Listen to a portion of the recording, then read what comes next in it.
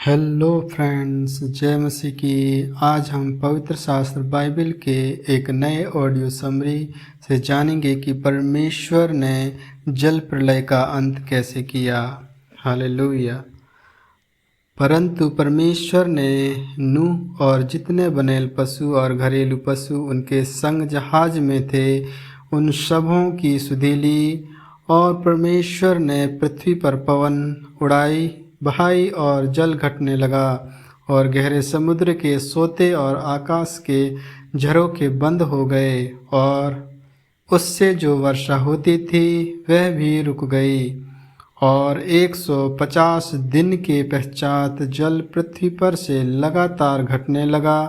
7वें महीने के 77वें दिन को जहाज अरात नामक पहाड़ पर टिक गया और जल 10वें महीने तक घटता चला गया। और 10वें महीने के पहले दिन को पहाड़ों की चोटियां दिखाई दी।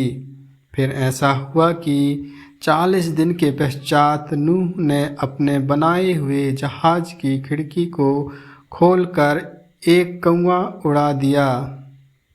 तब तक जल पृथ्वी पर से सूख ना गया, तब तक कौवा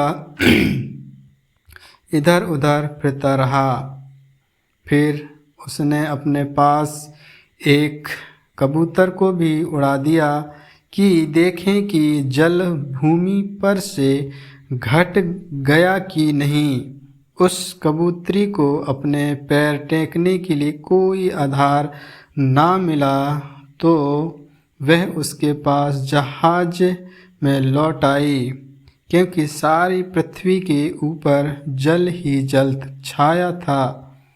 तब उसने हाथ बढ़ाकर उनसे अपने पास जहाज में ले लिया। तब और 7 दिन तक ठहर कर उसने उसी कबूतरी को जहाज में से फिर उड़ा दिया। और कबूतरी सांझ के समय उसके पास आ गई तो क्या देखा कि उस चोंच में जैतून का एक नया पत्ता।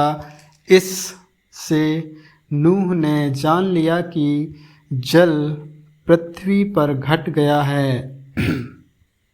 फिर उसने 7 दिन और ठहरकर उसी कबूतरी को उड़ा दिया और वह उसके पास फिर कभी लौट कर नहीं आई। नूह की आयु के 600 वर्ष एक के पहले महीने के पहले दिन जल पृथ्वी पर से सूख गया।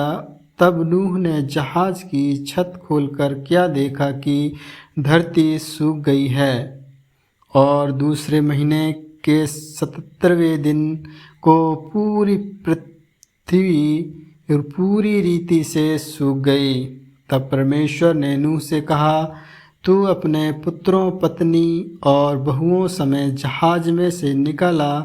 क्या पक्षी, क्या पशु, क्या सब भांति के रेंगने वाले जंतु जो पृथ्वी पर रेंगते हैं, जितने शरीरधारी जीव जंतु तेरे संग हैं, उन सब को अपने साथ निकाल लिया कि पृथ्वी पर उसने बहुत बच्चे उत्पन्न हों और वे फूले फलें और पृथ्वी पर फैल जाएं।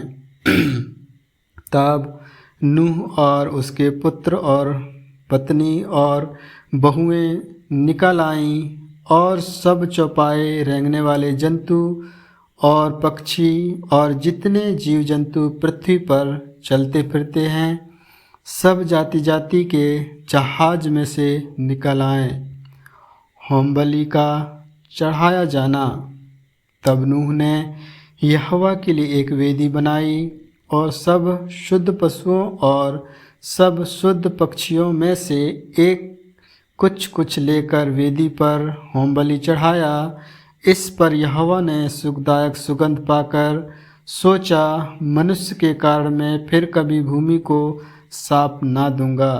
यद्यपि मनुष्य के मन में बचपन से जो कुछ उत्पन्न होता है वह बुरा ही होता है, तो भी जैसे मैंने सब जीवों को अब मारा है वैसे उनको फिर कभी ना मारूंगा।